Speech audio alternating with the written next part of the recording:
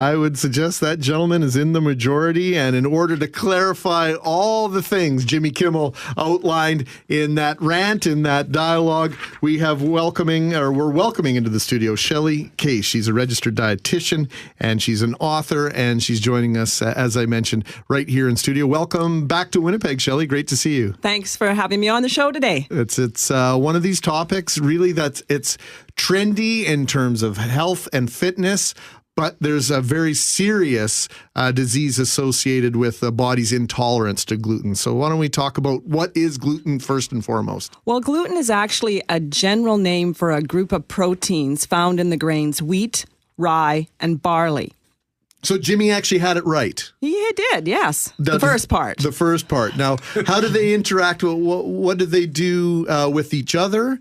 And what can they do with our body that can cause us issues? Well, if you have celiac disease, which is a serious autoimmune disorder that affects about 1 in 100 people, for people with celiac disease, if they eat gluten, anything with wheat, rye, or barley, it damages the lining of the small intestinal tract. There are these things called little villi, and that's where you absorb your vitamins and minerals.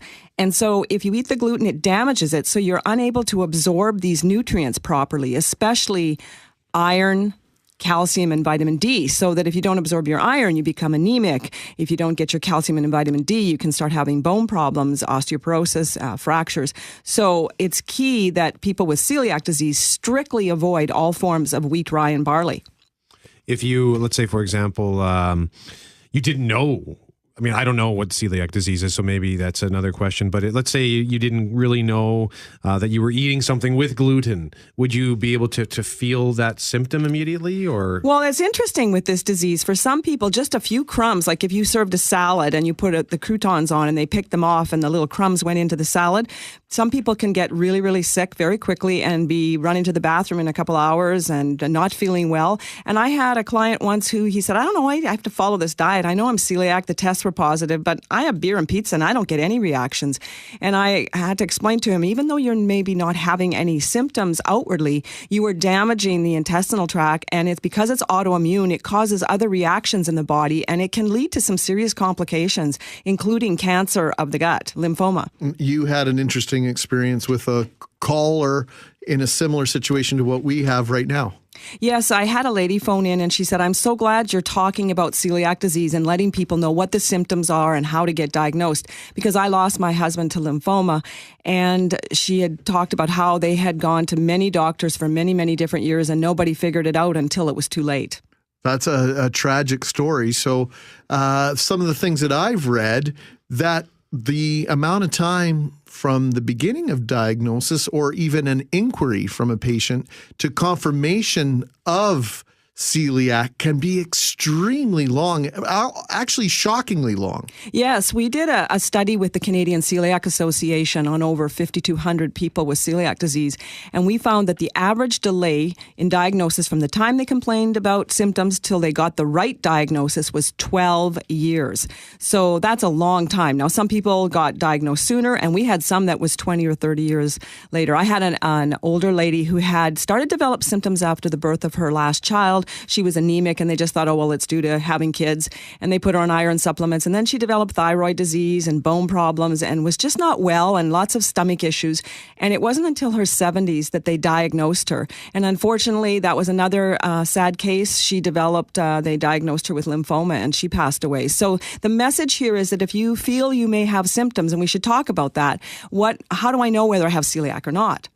Let's do that. Okay. Well, what's interesting about this disease, unlike diabetes where you're tired, you're thirsty, you're running to the bathroom, your blood sugars are high, pretty similar for most patients. But in celiac disease, people can have no symptoms. They can have subtle symptoms. They may have gastrointestinal symptoms, so abdominal pain, bloating, gas, diarrhea, or constipation. But they also could have the fatigue, bone and joint pain, muscle cramps, their skin bruises easily, a skin rash that's real itching and blistery. They can have migraine, headaches, just a depression, just a whole host of symptoms. So it makes it difficult because not everybody presents always the same way. So physicians don't always connect the dots. Is gluten inherently bad for everybody? No, for the vast majority of people, if you don't have the genes for celiac disease, if you don't have the DQ2 or DQ8 HAL allele genes for celiac, then the majority of the people can eat gluten and it's just fine. But if you are the people that have celiac disease, that 1% to 2% of the population that have celiac, and now there's some new research showing that there is gluten sensitivity that's not celiac disease. We don't believe it's an autoimmune disease and it may not be having the complications that we see with celiac, but they nevertheless still get sick when they eat gluten. And so those people need to also avoid gluten. But for the vast majority of people, gluten is fine. But can it affect people with something like Crohn's, for example? Well, there have been some case reports of celiac and Crohn's coexisting, but it's not the diet of choice for Crohn's. The gluten-free diet is designed for and is an absolute necessity for people with celiac disease. So do we know why people have taken this gluten-free diet and embraced it so dramatically in such large numbers? Well, it was interesting. You know, Atkins used to be the buzz a number of years ago, and so then Atkins got replaced. It seemed to be gluten. And so the thing as a dietitian that we see is everybody, they're trying to make it a quick fix for what's wrong with them. And so they tend to vilify it was this, and then it was that, and then gluten, you know. And so I think people need to realize that all foods are generally healthy. I mean, you don't want to be eating a lot of, fatty and salty and sugary foods. You want to make a diet of good, healthy foods, but to vilify one particular item is not the panacea to cure everything that ails you.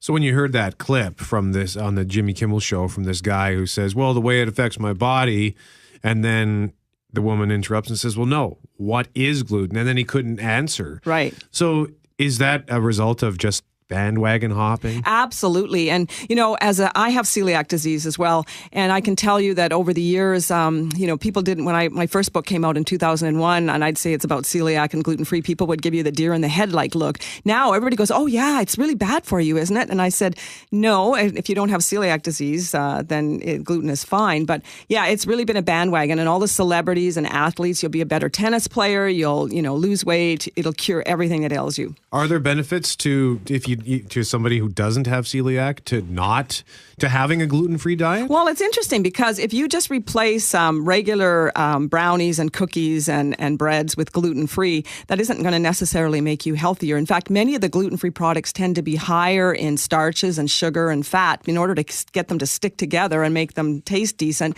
they often have more of those higher refined starches like white rice flour, potato, tapioca, and cornstarch. They're not enriched with iron and B vitamins like your wheat-based pastas and breads and cereals. So gluten-free is not inherently healthier. But what I tried to do in my book is help people that have to go gluten-free is what can you do to eat a healthy gluten-free diet. So you want to base it on lots of healthy gluten-free options. So naturally gluten-free foods, lean meat, chicken, fish, poultry, nuts and seeds, milk, yogurt, cheese, loads of fruits and veggies. And then you can substitute wheat, rye, and barley for some grains like quinoa, buckwheat, wild rice, brown rice, sorghum, millet, teff. You can use those grains as substitutes, and also gluten-free oats, which are very healthy and high in protein and fiber. So you want to make sure that you're substituting with healthier options, not just eating gluten-free cookies and crackers and thinking you're going to be healthier. Shelley Case is our guest. She is a registered dietitian, speaker, and author of Gluten Free, the Definitive Resource Guide. She's on a cross-Canada speaking tour and is in Winnipeg. And Shelley, I guess, when is your next speech here in Winnipeg, by the way? I actually just finished. I did a half-day workshop for dietitians yesterday and did some TV today and heading home. But then I'm going down to LA next week with 75,000 people to go look at the latest new products on the market, natural and health food, gluten-free. So I have 3,000 booths to try and narrow down in 3.5 days to try each your way for 3.5 days to see. So that's where I'm going. And then I'll be speaking at the end of the month doing a webinar. Has this allergy to gluten, has it always been there, and it's just something that we learned about in recent years? Well, it's actually not an allergy. It's not like a peanut allergy where it's a different type of reaction. It's an autoimmune reaction. And when we talk about autoimmune, it means the body starts attacking its own tissues in response to something. For example, multiple sclerosis, Crohn's, those are all autoimmune diseases, but we don't know what's causing it. But in celiac disease, we know that if you have these genes for celiac disease and you eat gluten, it causes this autoimmune reaction. You remove the gluten, it solves the problem. The villi, the intestinal villi regenerate, and you can actually then start absorbing your vitamins and minerals. So, people have had it. It's just that we become more aware and looking for it, because a lot of times people were told, well, you just have irritable bowel or chronic fatigue or fibromyalgia or ulcers, or it's all in your head.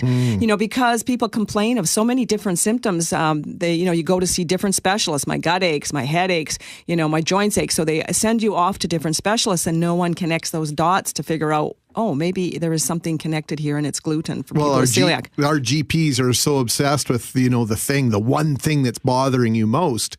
And with this, it's more than one thing typically that gets aggravated. Well, in fairness to a GP, they have to be up on everything. And the problem with celiac disease, as I mentioned earlier, it's just people don't have all the same symptoms. So it's hard to, pinpoint what the problem is for people. Well, one of our listeners is asking, can you ask your guest, how do you go about getting tested or diagnosed for whether or not you have celiac? That's an excellent question. First thing people need to know is don't jump on the gluten-free diet bandwagon first, because if you go gluten-free and you eliminate gluten and then you go to take the blood screening test and then the intestinal biopsy, which is the definitive diagnosis test, those tests can be falsely negative because you have to actually have gluten in your system for those tests to be accurate. In your body. So the first step is to see your family doctor and have them do the blood test. It's a screening test. It's a fairly good test, but it doesn't pick up all cases. So the definitive way we diagnose is that we do a small intestinal biopsy. So you fast for 12 hours, they spray your throat with some anesthetic, put a scope and tube down into your intestine, take some pictures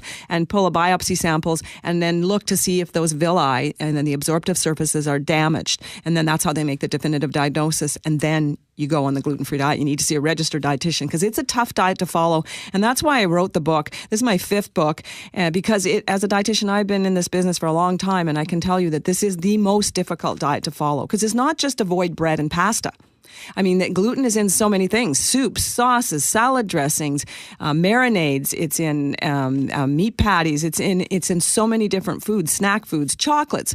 So you need to know what you're looking for. And so that's what I help people, is to know what's allowed, what you definitely have to avoid, and what you might have to question when you see things on a food label. We've talked about truth in food labels. How helpful are food labels as it pertains to gluten-free, and how accurate are they? They've improved dramatically. I've been involved on the Canadian Celiac Association Professional Advisory Board for years, and we lobbied Health Canada to improve the regulations so that when people with food allergies and celiac disease, they would be able to pick up a package and know that if there was that offending allergen or gluten source. So fortunately here in Canada, it's mandatory that manufacturers declare all the major allergen and gluten sources in the list of ingredients, or at the end of the list of ingredients in what they call the contains statement. Contains wheat, contains milk.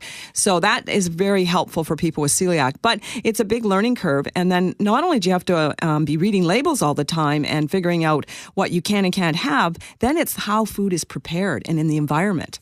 And that's where my question comes in about when you're hosting a dinner party for 30 people, but there's that one person who's dealing with this. How do you make sure that you don't aggravate his or her symptoms? That's a great question. What I usually tell people with celiac disease, if you're invited out to an event, is to take a dish with you that you offer to volunteer to bring something. So at the very least, you've got something safe to eat. And then if you know the people that you're going to see, you can suggest, ask them, what are they preparing? How are they preparing it? Oh, okay, you're doing steaks and you're putting a marinade on. Can you just leave mine, without that? And then I can eat what everybody else is. You're doing a salad, pull my stuff out before you throw the croutons on the dressing. And so there are some things that you can do to make it easy, but trying to really focus on a lot of healthy items like your fruits and vegetables, and having an option for a gluten-free guest. Or if you're really afraid, then ask the guest to bring something. And those of us that have celiac, we're quite used to doing that. And you touched on cross-contamination. Yes.